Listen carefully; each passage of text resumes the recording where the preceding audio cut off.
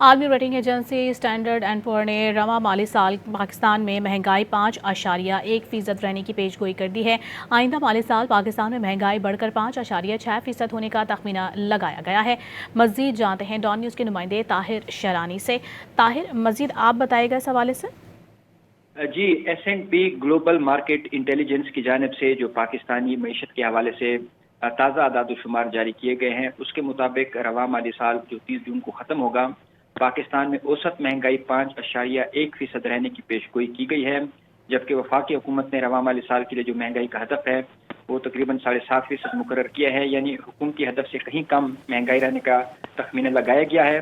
تاہم آئندہ مالی سال پاکستان میں مہنگائی بڑھ کر 5.6% ہونے کا تخمینہ لگایا گیا ہے، جبکہ اسٹیٹ بینک نے آئندہ 2 سال میں پاکستان میں مہنگائی 5 سے 7% کے درمیان رہنے کی پیش گوئی کی ہے۔